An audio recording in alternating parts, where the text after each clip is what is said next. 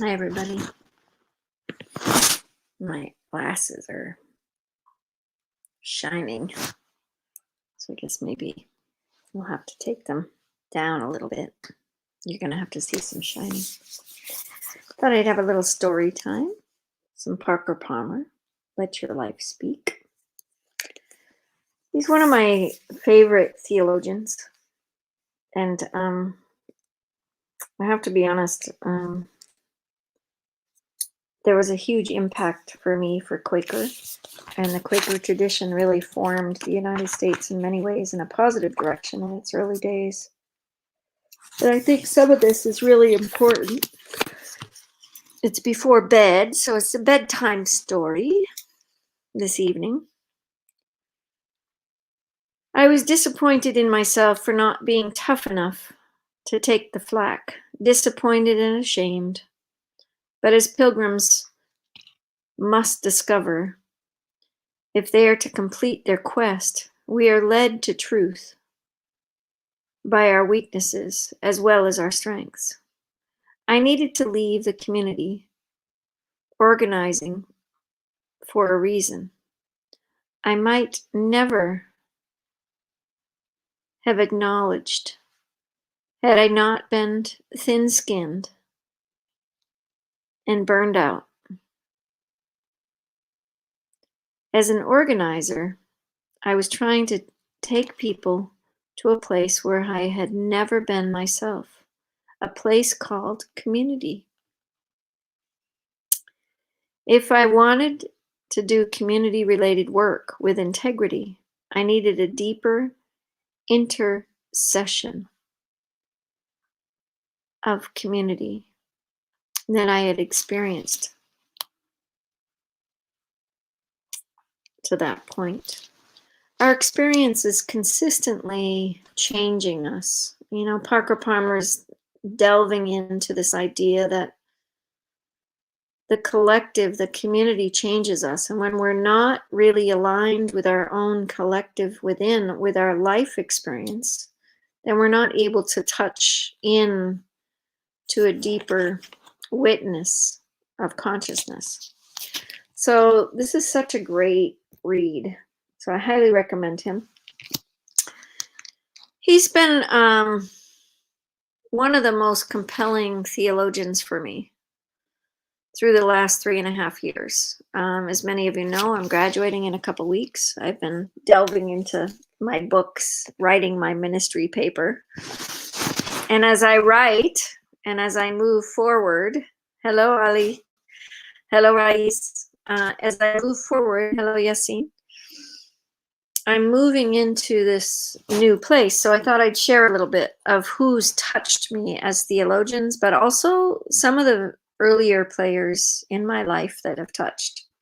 This is a good friend from Ithaca, New York, and he wrote a book, Sacred Commerce, Business Path of Awakening. And I touched this today with, I was working on my paper, and it's about the holy and the mundane. You know, we experience this spiritual life within us, you know, this holiness, this gift within prayer and meditation and, you know, the joys that we move forward. And then we practice this mundane life, get the dishes done, feed the children, get the job done, make the money, you know. And as a mother for years, spiritually, I am watching myself, you know, to this amazing journey of theology, right? And theology just keeps you into this holy place, this really deep, rich study. So sacred commerce has been what I've been thinking about a lot lately. And he talks about the 4 insights. We have discovered spiritual insights that source and support our business. These constitute an important foundation that guides our growth and choices.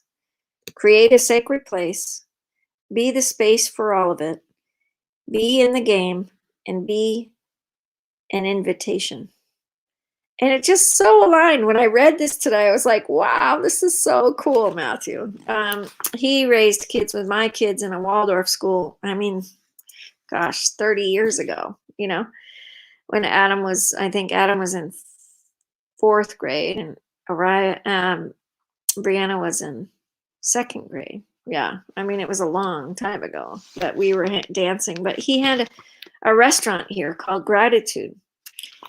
And he opened up this restaurant and he wrote this book after that. And Cafe Gratitude is a place where you'd go in and you'd pick up something on the menu, but the menu would have something like, you're going to order compassion. And it would be something really nurturing to your own heart and soul. So there was like this relationship, such powerful relationships to, what you would make, what you would actually ideally create for yourself, from a place that would like spark you, like order an enthusiasm drink.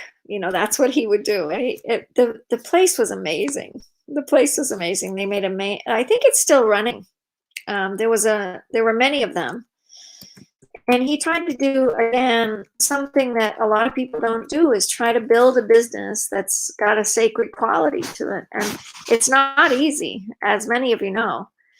I stand in that all the time. I stand in this relationship between the holy and the mundane, and how do you do business, and how do you create business, and how do you understand business, and how do you, move business in a precious way, in a holy way, in a sacred way.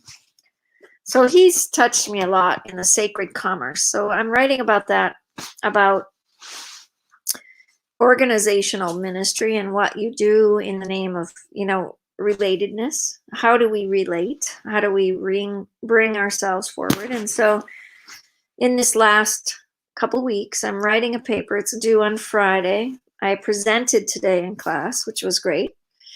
And as I presented, it kind of came forward, and I was like, wow, it's really about this idea of how much we're inspired by community that moves us into something. And it can be inspired by just the COVID. How did we get inspired to do something different because of COVID? Or how did we get inspired to go feed the homeless during COVID? Or, there's something about the holy within everything that's chaos within the earth. And it's really comes back to that idea of rest and movement. Rest and movement. It comes back to this idea of identifying the unifying principle within all things, because it's here. It's just here. It's like whatever we do. I then went to this wonderful theologian, John Donahue. And he's an amazing theologian. John Donahue, he was the author, one of my early authors of Anam Cara. Highly recommend Anam Cara to read. It's just an amazing book that I think you'll really love. And it's something that you can really, really touch base with in a really deep way. I think you'll get inspired by it. Oh, thank you. Thank you, Zorais. Nice to see you. How are you feeling now? I'm not sure which one you did. I'm okay. I had another COVID test today. And I did it for two reasons. For one, I was still having a cough, and you can hear it in my voice. And I had a conversation with my doctor on Thursday or Wednesday, and we decided, let's go to the respiratory clinic to just rule out anything. So I did. It's just good to know, what is going on. I'll be glad when the immunity test will be in. But anyway, let's get back to John Donahue. He is a theologian. I'm speaking about theology tonight a little bit because you guys are in my last week of getting my degree. Like I graduate May 22nd. I've got a couple more papers to do. I've got to present tomorrow. I presented today. I've got to present tomorrow. It's just been the journey of like finishing up this degree in the midst of getting well at the same time, right? Physically. And you know, you've caught me at a time where there's a lot of emotion in my personal family. There's a lot of emotion happening. You know, there's always something happening in Mama Lynn's life. You know, there's just like always. It's having 5 children, it happens, you know, just like life is happening. Hi, Nor. Nice to see you. I haven't seen you in a while. Great to see you. I think, you know, you start going through theology and theologians, and it's a blast. I'm telling you, it's really a fun study. It's such magic. So let's read a little bit out of Beauty. The irreversible embrace of beauty, rediscovering the true sources of compassion, serenity, and hope. I mean, this is a classic if you want to learn a little bit. So what did I open up to? I'll read what I opened up to. I arise today through strength in the sky, light of sun, moon's reflections, dazzle of fire, speed of lightning, solid wind, deep sea, firm earth, hard rock. I rise today with God's strength to pilot me, God's might to uphold me, God's wisdom to guide me, God's eye to look ahead of me, God's ear to hear me, God's word to speak for me, God's hand to defend me, God's way to lie before me, God's shield to protect me, God's,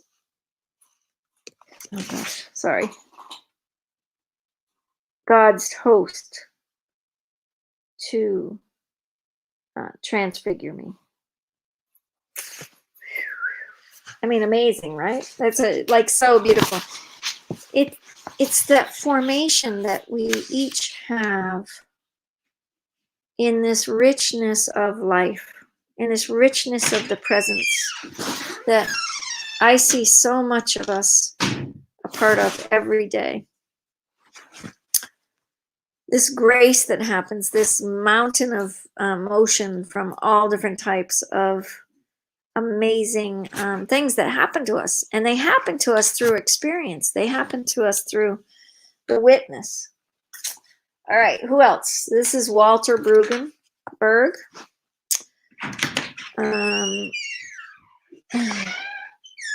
Brueggemann. It's late and I'm like, shouldn't be doing all this, but I felt like I wanted to come on and just say hi for a minute and tell you what I'm up to. Thank you. So what was I writing here? I was writing a little bit about distinguishing the 5 elements of hope literature in the Old Testament. Not all of equal power or significance. This catalog suggests how pervasive. And he talks about living toward a vision. Grief in the midst of a technique was the name of this chapter. And I was just like, what? Grief in the midst of technique? There we are. You know, we're all grieving through this time. We're all grieving through the COVID. You know, he talks about all the different ideas of wrath and to explore traditions of hope. As I judge, it is very odd phenomena, a problem in the Western tradition that a great resonance for our present cultural situation. The dominant intellectual tradition of the West, that of Hellenistic philosophy, out of which has come from the ground of reasonableness for science, is not a tradition of hope. It is a tradition of order, which seeks to discern, understand, decipher, know, and it's possible, master and control it. Isn't it true that we try to control everything through science? I mean, this guy, if you read this, you know, he probably wrote this. I'm trying to think what year was this written. I mean, it's amazing what if you can relate it. 1987. That's the gift of theology. It kind of lasts. It lasts in the midst of our lives. It lasts and it holds us and it brings us into this mountain of time.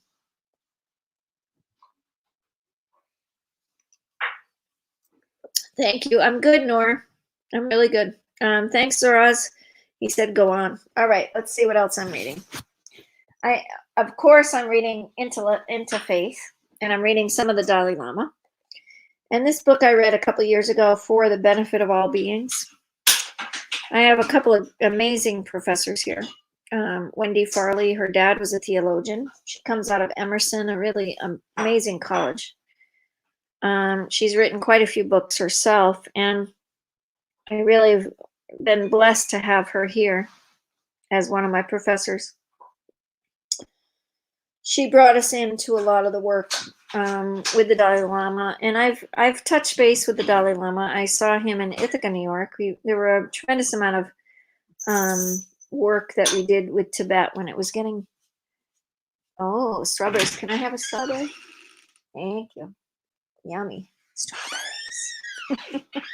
I'm gonna eat it in a minute. My daughter got strawberries. So anyway, so I got this book out today when I was presenting, and I didn't really use any of them, but I was reading them before I was presenting, so it would give me a click into this 3.5 years, because this paper that I'm writing is the culmination of our own ministry. So we're creating something from ministry that is about our own personal ministry. Hi, Sam Dosa. Gosh, I haven't seen you in a while. Sam is somebody that I did some good Ramadan work. So when I think about finishing up this degree, I've worked really hard for it. I worked 3.5 years. I already have a master's. In 2011, I graduated with a master's.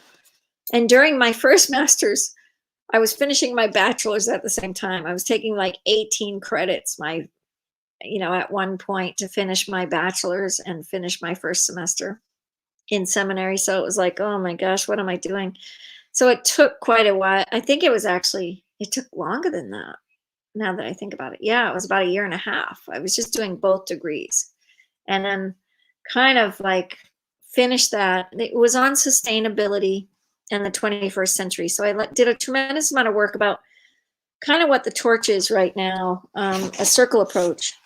And as I transfigure like the resonance of where I want to go with what is happening, one of the questions this week that's come up a lot for me after writing is this questioning of how do you share leadership in a time when people still want to grab on and control it? And it's really the control of the Western model. And that's what, Brueggemann was saying, that we want to control it. We want to figure it out. We want to understand it. We want to get a hold of it. And I need to do it my way, and I have to do it that way, and I have to do it. This is our problem. It really is. Every single one of us, because we grew up in this culture of control. So when I think about Dalai Lama, this book, For the Benefit of All Beings, you step into an offering. And I love this. He says, I offer every fruit and flower, every kind of healing draught, and all the precious gems of the world contains, with all pure waters of refreshment. So I spoke about that today when I presented, because I felt like that's it right there. What water of presence, what water of resonance, like where will you nourish the community that you're in? How will you nourish the community that you're in? How will you continue to let the water flow no matter where it goes? And it's so powerful to not hang on to business in a way that we've done business, because business doesn't work. We already know that. The world that we have right now doesn't work. And as I'm part of a few organizations. I'm part of Women for Women International. I'm part of a lot of Native American groups. I'm part of, a lot of different ideas. I'm in a women's organization that we run with 18 of us today. And how powerful women can gather. And so I had already started this idea many weeks ago, and I had gotten, the Women Entrepreneur Show together. And I really believe that women can do what we need to do. But if we try to follow a model that is from the masculine, the patriarchal type relationship, I think you're going to find out that this type of relatedness, this type of idea, this type of trying to cling on to something is going to really affect you. And I wrote a poem tonight. It says, "There I was, truth's love biding time beckoned me. There I was, upon the steep curve, only light appeared. There I was, flooded with nothing, only hearing love. There I was, fleshly matters of the mind, only subtle standing with God, only subtly standing with God." You know, I sometimes go back and I read a poem that I wrote and I don't know where it's coming from. And it comes from the deep within the mystery of, each of us when we write poetry or we get creative or we stand for ourselves. I wrote another one that I really loved, and it was about the groundedness and the roots that each of us need and the roots of the community that we need. And when you're manifesting something like a shared leadership platform and you get the human mind in, how do you stand with the depth that we each need without clinging on to just, it's my world? And it's so fun to be able to open to that and let that water flow. So here's the next one that I wrote. I'm hoping this is still going on. I think it is, right? Can anybody give me a thumbs up? I'm not getting any more feeds here. I'm wondering if it's shutting off. No, it's still going. Yeah, I think it's still going. Anyway, so here's the next one. I'll read it to you. It says, it's a tree, and it was in the 15th, no, it would have been the 17th century. 16th century. 16th. It was a tree of Jesus, and it was for me, this time of year around Pentecost, and I've been practicing Ramadan with my brothers and sisters, I start thinking about what it means spiritually to host the image of the Holy Spirit. The Holy Spirit for me is rich in its idea of all people. So this picture, it's on my page. You can see it a few down. Jesus is sitting here, and he's got his fingers pointed, which I always think like it's what we do sometimes. You'll see like people do this a lot. It's a gesture. And if you were in the old traditions, you'd probably know what some of those gestures are. And I've studied that in the past with Hindu tradition. But let's look at what this came forward tonight. It said, "Needed the tree. I surely needed the branches. I needed the ones that stand in the holy, and the witness of grounded roots that stand by my practices of the heart." I'm going to read it again. Needed the tree. I surely need the branches. I need the ones that stand in the holy, the witness of grounded roots that stand by my practices of heart. Blessed be those that came before me, rest on the bosom of my soul, gifted upon the plagues of the earth, delusions that quench, some desire not for thine eyes to judge, desire nothing but root heart with the holy, standing in the feeding of the strong and sturdy love for all that stand. Human desires of longing for light, may I see the shadows upon the bosom of this tree, glimmers that shine, the new leaf. Human desires of longing for light. May I see the shadows upon the bosom of this tree, glimmers that shine the new leaf. You know, we walk on and we move through these layers of life, and we move through the layers of holding ourselves up in the midst of chaos around us, and we move in the moments of delusions and people delusioned. We think they're delusioned, they think we're delusioned, we all think that. You know, it's going on and on and on and on. And where do you stand but the nothingness? Really, we can't stand anything except the nothingness. We have to stand in the emptiness of our soul. Because if you can come back to that place where God's part of that. I got into some amazing art tonight. I got into amazing places of art. One of the other books that really touched me was Holy Listening. This was part of my spiritual direction. I'm hoping to finish spiritual direction next year. Probably it'll take 2 years. I won't finish it. But spiritual direction I practiced with one of my students for quite a while. He's in India right now. He's writing his thesis. And he's a really cool guy. Love him dearly. And spiritual direction for us was really magical. He was quite a mystical thinker. He had a lot of mystic in him. He still is. He's writing his book on some really powerful ideas of, I wouldn't know exactly. I shouldn't say what he's writing, but he's writing some really cool things.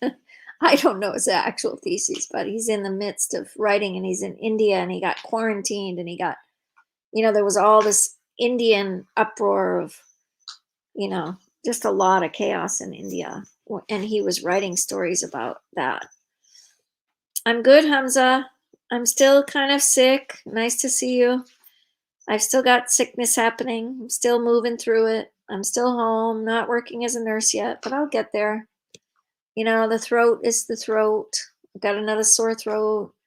I just keep going in and out of whatever this is, and it's been really a pain in the where.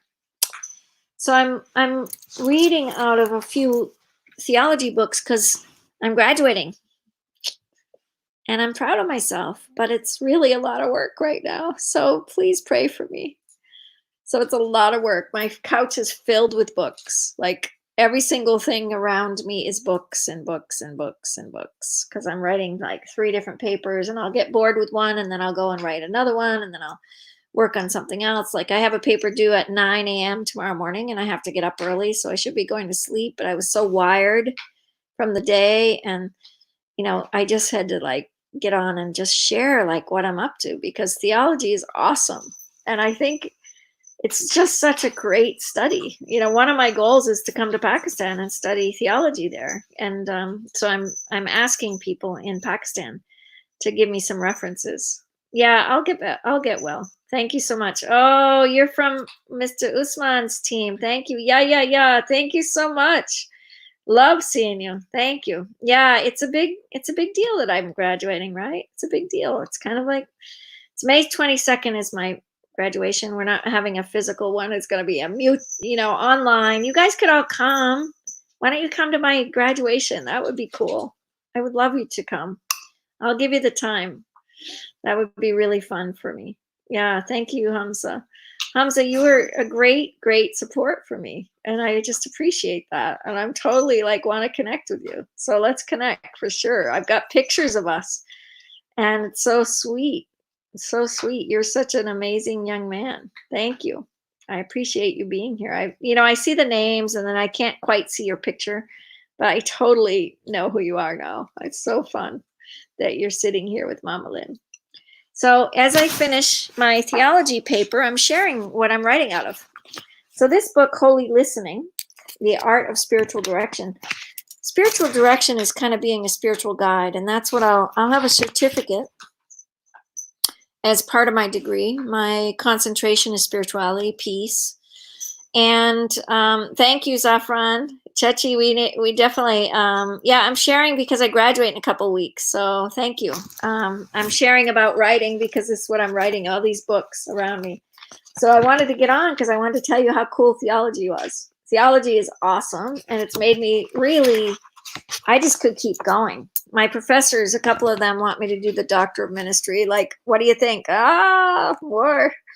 I don't know. I don't know. Yeah, I know. It is a treat to graduate, but it's at the same time, like, I love studying this. It's just my passion. You have your passion, and business isn't my passion. I somehow have warranted this amazing platform called the Torch, and it's really my theological quest of peace, health, environment, and technology, right? And how do we bring those four things together? How do we bring them? Like, and it was my idea, and it blossoms. It's amazing what happens with the Torch. It's amazing. So here we go. So let's read out of this one. What did I pick today? She's an amazing writer. Margaret Gunther. Let's see, she gave a gift, but yeah, this is an amazing book. Let me think what I was writing. Oh, this was what I was writing about. It's in Isaiah. It's in the Old Testament, and it's about, can a woman forget her nursing child or show no compassion for the child of her womb? Even these may forget, yet I will not forget you. See, I have inscribed you on the palms of my hands. Woo! Isn't that hot? It's so great, right? It's such a great statement. Can a woman forget her nursing child? And what she says is, there's an image of immanence with God in each of us. Like, there's an immanence, like the mystery of a child, the mystery of being a mother, the mystery of having a baby in my womb. I mean, it's just a mystery, right? It's a mystery of a man. I've watched my sons, my son, and, watching his wife give birth. And I mean, it's an experience. I just got to be there for my fourth grandchild in their birth. And it's an amazing gift to see that. Hi, Miriam. Nice to see you. I just talked to Miriam. I asked her to lead a program for women entrepreneurs, so I'm hoping she will. But it's just about, I wrote about this today because about the mundane, the holy and the mundane is the immanence of God is always in the mundane. Like the presence is always amongst us. It's just if we're opening ourselves to see it, right? So I wrote out of that book today, or I presented. I had to present today in my class for my ministry paper. So I think I did good. We had 15 minutes. It's not very long. It's not like a thesis of, like a PhD, which I really kind of want to do. I have like a little bit of like PhD in Mama Lynn. I want to do a PhD. My one friend from back east, we lived in her house. Actually, we lived in the house. Have you ever heard of Dear Abby? Dear Abby wrote a column in the newspapers all over the United States, and she made it even into many papers around the world. Dear Abby. And people would ask her questions. Well, we actually lived in the house where Dear Abby was. Her predecessor, that her name is, it's still called Dear Abby, but it might be Dear Annie. Anyway, her predecessor, Dear Abby's predecessor, was born in the house that I bought in Freeville, New York. I miss that house. Okay, this is a cool book that I read. Actually, I pulled this out from my master's that I graduated in 2011. And it's Water, Wind, Earth, and Fire. And it's about praying with the elements. And it's about a book of looking at the Christian practice through the elements. And it's an amazing book. And I loved it because I was so, my first master's was all about sustainability. And I did bring in a piece of that today because the earth is very present for me in my work. I don't believe we have any greater witness than the presence of God. So I didn't really pull something out of here yet. I don't think I used it in my presentation, but I pulled it out because I wanted it in my paper. My paper's due on Friday.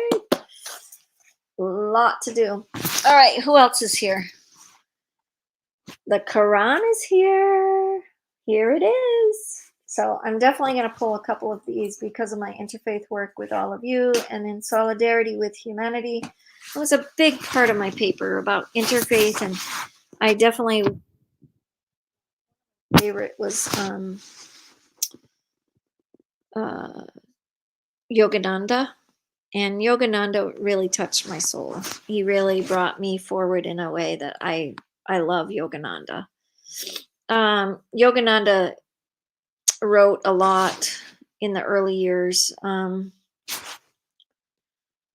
of my spiritual practice. I would say in the 20s, I felt like I got into artwork, and I was like, that's why I'm so wired. I'm like, oh my gosh, this artwork is a phenomenon. Like I was getting into these ancient, they weren't really ancient, but they were sure ancient to me. They looked like ancient, amazing artists, and I got so inspired to do art. So some of my summer and healing from just doing so much intensity for a degree is about artwork. And if I stay put and do my doctorate here, there's a temptation. I'm applying. I don't know if I'll get in. 3 professors said yes, definitely. So we'll see. I have to have 3 recommendations. So my GPA is not great. We had a death in the family. I had a pretty big illness during my seminary degree. So, there's just things that happen. And I'm a mom of 5 kids, and things happen. And so, I'm not your A student or 4.0 student. I'm just a mom. And, I talk to my, there's a pastor in my life that I'm under care. Excuse me. I'm under care in the Presbytery Church to be Reverend Chittick. And if I get to Reverend Chittick, it'll be God's grace because I have no idea what God wants of me. I just wait and I listen and I wait and I listen and I wait and I listen. We got to listen. We got to listen, right, to your path, because your path is more important than anybody's. And it's what you do with your path and how passionate you are in life and how passionate you can be in your passion, right? This is what wakes us up every day and says yes. And theology for me is what I love. I love it. So I think my doctorate of ministry would be really cool to have. I don't think it's a bad thing. It's a lot less school, but it's more writing about what I really want to write about, and that's really about what I'm doing. You know, for the 4 pillars of the torch, it's really a deep passion of mine. Like, I've been questioning peace since I was a little girl, and I wrote songs about peace. I'm all about it. Like, okay, how do you become peaceful? It's really about a practice now. For me, it's about practice. If I'm going to become peaceful, I got to do a heck of a lot more practice. Then I can have a peaceful day. And it's just always going up and down because of life circumstances. And so then you've got to look at your environment and look at, what does the environment mean in our lives? What does it bring forward? And so I've got little sacred altars all over my house to remind me of that environment of the holy, you know. And my environment right now, after being sick for 6 weeks, is not great, but it's not horrible, but it needs some love. And I'm not going to do anything until I get these papers done. So it's just going to be this way. It's always been this way, right around, you know, graduation. It's just like, okay, the dishes go, the clothes go, the laundry goes, and it's just about getting the job done, getting my papers done and graduating. So it's a big semester for me. I've got a lot up right now. There's 3 things that need to get done this week.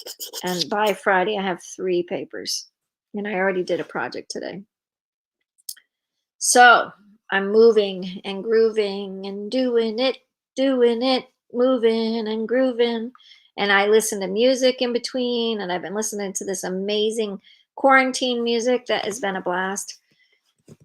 So that's been my week. And let's see what else. Of course, one of my favorites is Poverty and Joy by my Franciscan brother. He was my professor, Bill Short. He is a great professor. I totally want to go take some classes with him or go do a retreat with him. You know, he's the top scholar in Franciscan tradition. My first degree, this book and my other book that I pulled out were from my first degree, my first master's. The Franciscan tradition, there's such a deep, deep, rich knowing of a rule of life. Francis knew the earth, and he's the saint of ecology and the earth. Of course, that's my alignment with him because I'm Native American and I really love the earth. And if we can look at the earth in the way of the sacred or the holy, we can also look at the earth of the death of the earth. There's, you know, I go in the woods and you see the death of a tree and it rekindles the earth. And so there's this ever knowing of this growth around us. Like death becomes new life. New life becomes death. You know, it's a circle. And it's not easy in all of our lives. And it's a powerful thing to be able to have um, the grace within our lives and how much it enriches us, right? How much it encourages us to go on, you know, go on through COVID, through all this intensity that we're living in. Um, you know, just that presence of God that you know what people are doing. You guys, everybody's doing this amazing thing, you know, like getting through it for one. But what's coming up out of it is just, it's a blossom of love. I'm telling you, it's intense. That the US had 1 million cases, I'm kind of shocked. 64,000 deaths as of yesterday, maybe. Um, yeah, yeah. And I was really sick, and I've been really sick. And I don't know if it's COVID. You know, my acupuncture seems to think you've got COVID. And my kitten is getting on my couch and being a munchkin. Go on. You're not going to scratch. She's really something. And this was a huge book. Oh, here's my favorite little book by Yogananda. I want to read out of that one in a minute. But this one, Eating Your Way Through Luke's Gospel. Luke is like the Quran. Luke's Gospel has a lot about food. And I kind of want to link that up to some of my work in the Quran. I listened to lectures about Islam back in my first semester. My second, it was probably my second semester, 2010. I came in the fall of 2009 to finish my first master's in 2011. And I got to go and listen to the guy that started the first school, the first Muslim college here in America.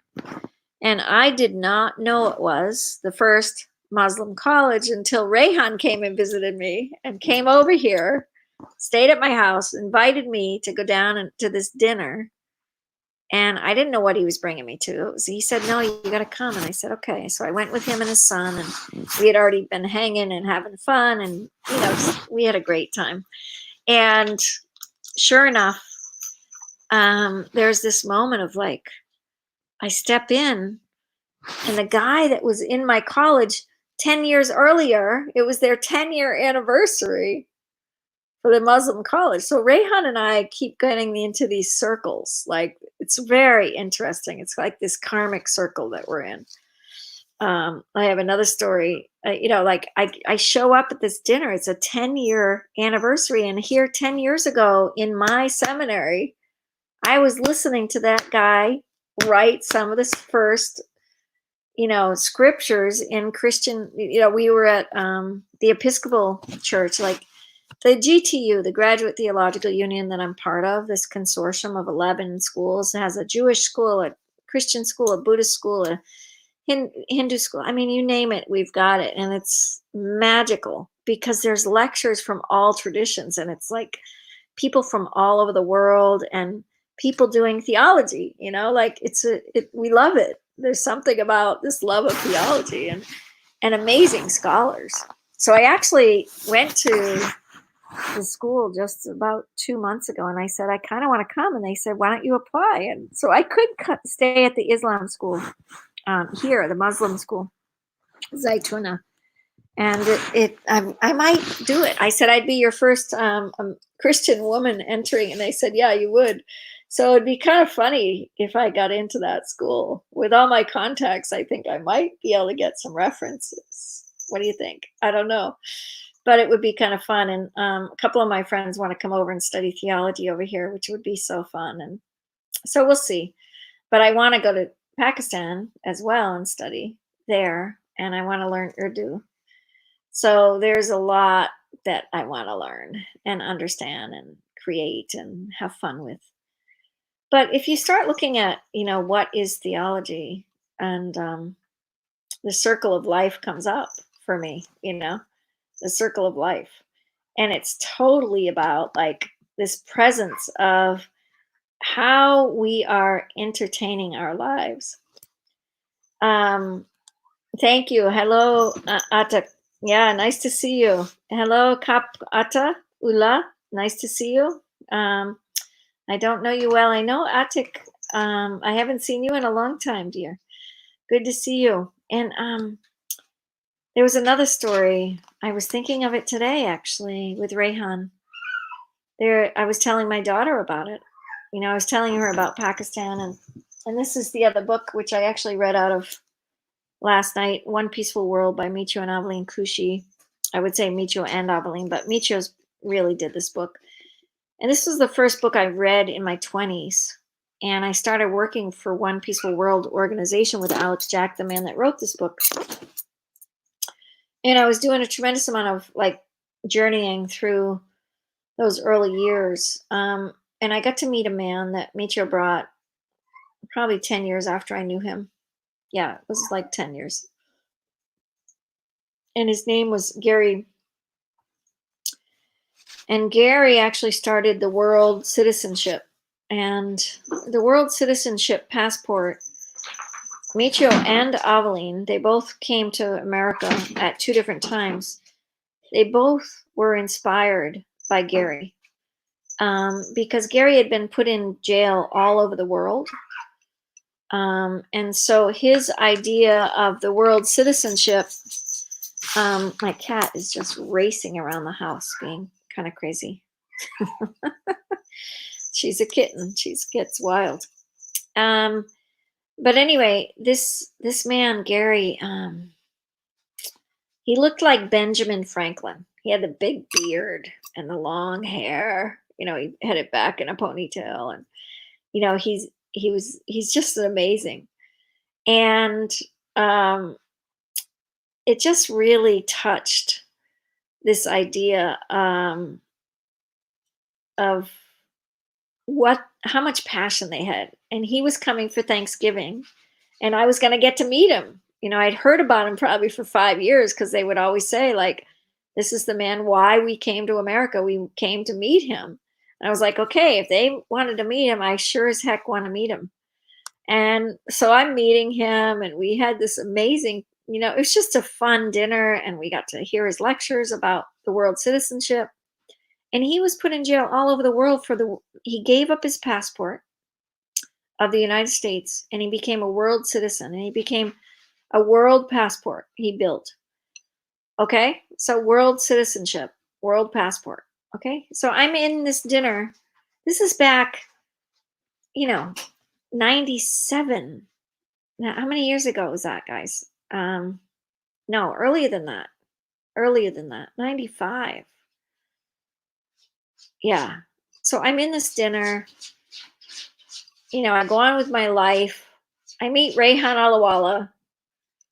And I'm telling Rehan, he's got to hear about this because we're talking about passports and how hard it is. Because I'm trying to get my team to come to United States. Haji Khan Faroch and Taqwa Ahmed. And, there were 5 people and the kids, Sameen, Abdullah Sameen, and Hamad Safi, they were all going to come 3 years ago, 3 summers ago, 2018. We were trying to, and the passports, there's no way we could have got passports. So it was just so sad for me that people were stuck, and I got back to the World Passport, and I said to Rayhan, you've got to meet this guy. You've got to talk to this guy. You know, and he died, and I know he died, Rayhan, but you got to find out what the World Passport is. All of a sudden, Rayhan takes the little book and he puts it up and he says, is this it? And he said, I just got it in the mail 2 days ago or something like that. I mean, I was just like, what? He said, I'm part of the organization. My lawyer, I hired the lawyer to keep this organization going after Gary died. I was like, what is going on here? What's going on here? Like, how did that happen? That's God. That's theology. That's the mystery. That's the fun. That's the joy. So I'm going to let you go, but I'm going to read one more thing out of my favorite little book. Oh, I just took out the page that I was going to read to you today, that I was going to do my paper on. It's okay. Everything in here is so fun. This is good. This is good. So this is from Paramahansa Yogananda. He's one of my great spiritual masters. He wrote the book, I Am a Yogi, and I read it in my early 20s. I was doing yoga at the age of 17, and just I had a friend that visited, and she taught me yoga, and I was doing sun salutations at a very young age, and I went on to teach the largest yoga center in America, Kripalu Yoga Center in Natural Cuisine, years later, and I got to meet some amazing yogis. And anyway, that's another story of Mama Lynn. Here it is, creative activity. So I'm going to leave you with this tonight. This is our last little reading. And I just went through like what's happening to Mama Lynn this week. I'm reading theology because it's my last week of writing a heck of a lot of papers. I probably will have something next week to do too. But I'm just telling you that I'm in the throes of theology right now to get everything done and graduate. Mama Lynn's graduating. All right, here we go. Ready? Creative activity. I will use my creative thinking ability to gain success in every worthwhile prospect that I undertake.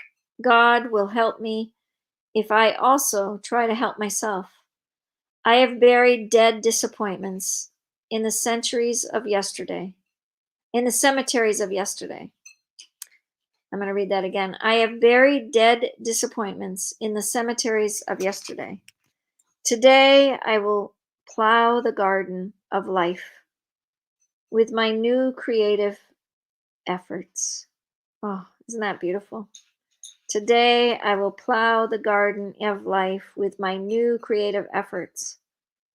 Therein I will sow seeds of wisdom, health, prosperity, and happiness. I will water them with self-confidence and faith. Isn't this awesome? If I reap not the harvest, I will be thankful for the satisfaction of having tried my best. I will thank God that I am able to try again and again and again until, with His help, I do succeed. I will thank Him when I have succeeded in fulfilling my heart's worthy desire. Isn't he lovely? Isn't he an amazing theologian? I mean, look at that. I have to read it one more time. I can't not read it one more time. Creative activity. I will use my creative thinking ability to gain success in every worthwhile project that I undertake. God will help me if I also try to help myself. I have buried dead disappointments in the cemeteries of yesterday. Today I will plow the garden of life with my new creative efforts. Therein I will sow seeds of wisdom, of health, of prosperity, and happiness. I will water them with self-confidence and faith, and will wait for the divine to give me the rightful harvest. If I reap not the harvest, I will be thankful for the satisfaction of having tried my best. I will thank God that I am able to try again and again and again until, with His help, I do succeed, I will thank him when I have succeeded in fulfilling my heart's worthy desire. Amen. So you got a little taste of my writings and my teachings and what I did for my ministry paper. And I have to tell you my funny story because it's always in the back of my mind. This is one of my favorites. Da, da, da, da. Einstein. So I'm definitely going to put him in my ministry. Einstein and I go back. For one, Michio went to Einstein and said, "What do you think about world peace?" And Einstein said, "I really, I don't get it. The life and the universe, this book, The Life and Universe, his universe, I should say, his life and universe." Einstein, I got to work with cancer patients and I got to take people with salivary cancer. There's a woman, not people, one person I get going in my language and I have to step back because I get excited.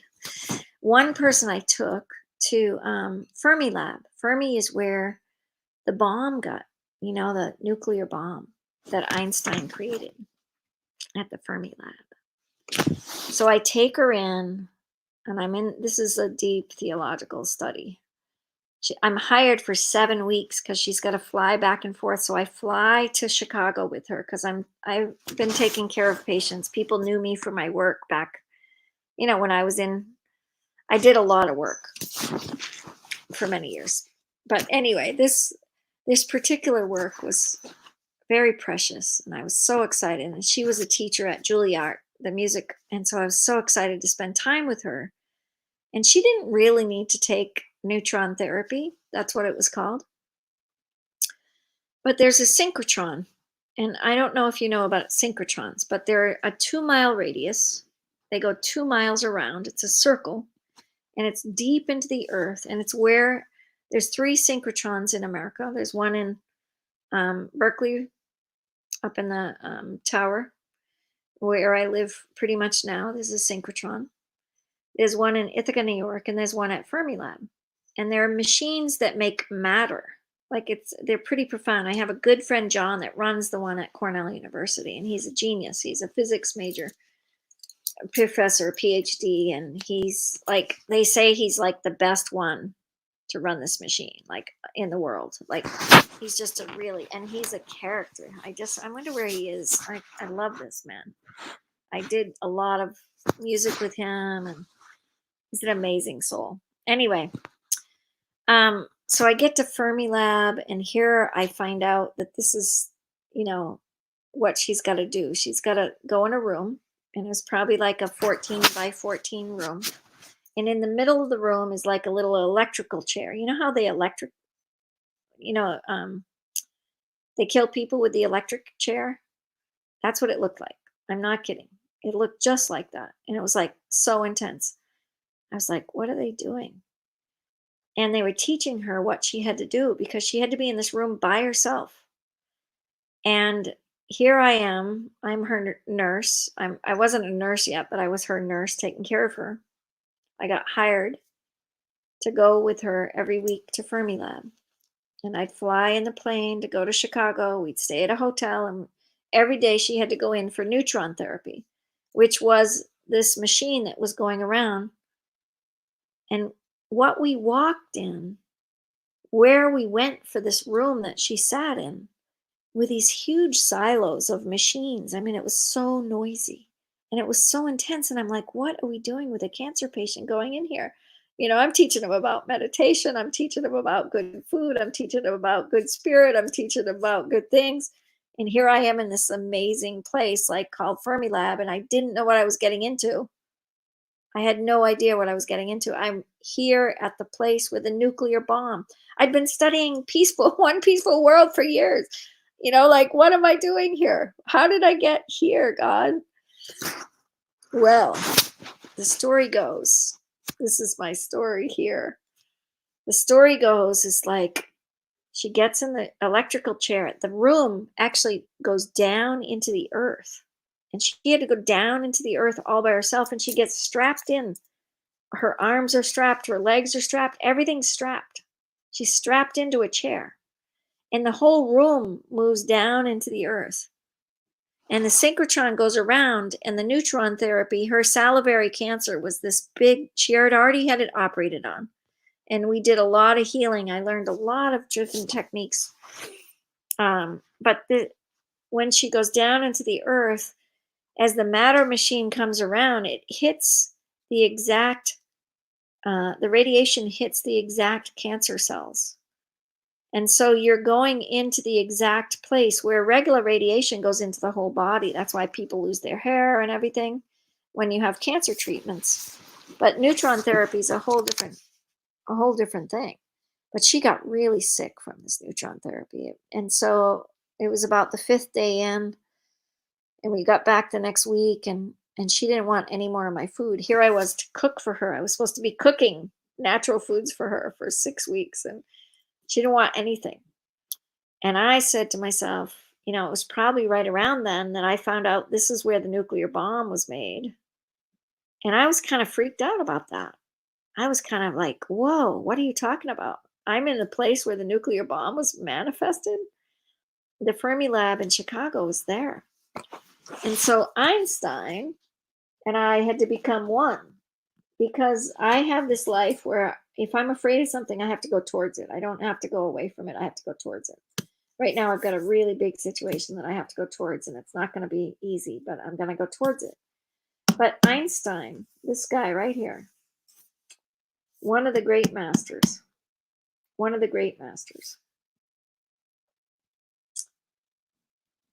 he built this bomb, and I decided I was going to start reading Einstein. So every day I'd go to the library, she'd be in her neutron therapy, then she'd go to bed, and I was teaching. Here she was a Jewish woman, practicing Jewish, but not really. She wasn't really religious, but I brought her medallions. I did anything I could to keep her happy through those 6 weeks, 7 weeks that I was there. But it was powerful. And I really got into this guy. I really got into this guy's work. And I really read some significant documents because I had to understand. And I didn't have much else to do. So I sat around for 7 weeks reading Einstein's works. And it was really fascinating to me because I had done a lot of spiritual practice before this. I had gotten this job. I had done work for One Peaceful World. I had done, natural food cooking for thousands of people by then. And it was just an amazing, fascinating job. And my curiosity built. And it's probably one of the reasons I came to theology school in the first place, because I'm curious, right? I'm a curious person. What are these scriptures? What are these writings? Why do people call them holy books? And you demystify yourself by going to theology school. It's not mystery anymore. It's you demystify the understanding of theology, but you also grow like so much about theology is just this amazing study. That's all I can say. So Einstein's on my corner of a theologian. I call him a theologist, a theologian that touched the world in a huge way. And he's in his grave right now because he killed a hell of a lot of people with his bomb, not knowingly. But you look at, the gift of Michio going to see him, and in Japan where the bomb was, Hiroshima happened, there's many stories of macrobiotics and seaweed helping many, many people. And not getting radiation. So I think it's one of the unique intertwining of my work as well. And one of those other mystery meetings, going to Einstein's place of the bomb. How could I get there? Oh my gosh. All right. Well, that's enough out of me. It's time for bed. It's time for me to go to bed, wake up, and start writing again. Because I got to finish these papers or I won't graduate. So please pray for me. It's fun to share theology with you. I don't do this very often with you. I've shared a lot of stories with you, but I haven't shared theology. So thank you for listening. Thanks for coming on. Thanks for being part of my papers, getting me out of myself. Um, it's really fun. I've got Bibles and commentaries. This is the women's commentary. It's about women describing what their thoughts are about the Bible. Um, what did women say about the biblical scripture? What did women theologians think about different theologies? So tomorrow morning's paper is about this on one of the scripture writings that I picked, and reading other commentaries and then intermingling them. Since COVID happened, my professors are much more lenient. I have to be honest. It's not as much work as it was before COVID, because classrooms all canceled, and the professors are having just as much. Their time is really squandered, just like ours, just from all of the news. But it sure has been a really amazing couple weeks of diving back into my favorite things, like writing a paper that is about my ministry. And it's been super fun. So that's me. That's Mama Lynn. So theology, theology, theology. You get to see a piece of it as I move into this last couple weeks before I graduate. I'm excited and I'm scared. And am I going to do it? Am I going to get it done? I'm going to get it done. I already got one done, one paper done. So I have 5 more to go. I got one project done today. 5 more papers. Like, seriously, I can do this. And tomorrow night, I have another whole thing that I'm supposed to do. Like, I don't even know. Like, I don't even know. It's kind of too much. Too much, too much, too much. So, but I can do it because we do things that sometimes we don't think that we can do, right? And you step in and you motivate and you get inspired by community and collective and creativity, and that's what we do. So anyway, thanks for coming. Thanks for enjoying my theology time and listening to my theological quest of life tonight. And we'll talk soon. We'll talk soon. It's just it's amazing that I'm coming online, staying up, having to say, my Facebook friends, I need you. I need the root. I need that beautiful root. What was my poem that I wrote tonight? There I was. Truth's love, biding time beckoned me. There I was, upon the steep curve. Only light appeared. There I was, flooded with nothing, only hearing love. There I was, fleshly matters of the mind, only subtly standing with God. And then I wrote another one. And I'll leave you with my poems I wrote just tonight. Needed the tree. I surely need the branches. I need the ones that stand in the holy, the witness of grounded roots that stand by my practices of heart. Blessed be those that came before me, rest on the bosom of my soul, gifted upon the plagues of the earth, delusions that quench. Some desire not for thine eyes to judge. Desire nothing but root the heart with the holy, standing in the feeding of strong and sturdy love for all that stand. Human desires of longing for light. May I see the shadows upon the bosom of this tree, glimmers that shine the new leaf, excuse me. I'll say that last one. Human desires of longing for light. May I see the shadows upon the bosom of this tree, glimmers that shine the new leaf. So may we find a new leaf. Thank you, Miriam. I need your help and support. Okay? Let's go. Blessings. Have a beautiful night. Those are two I wrote tonight. Just, I write pretty quickly poetry. It's kind of one of the other gifts I feel like it's kind of easy for me to write. I don't know why. It just comes. God is good. Just open the door to you and it happens. Put out your greatest desires to be you, and then you'll let it shine. So have fun tonight.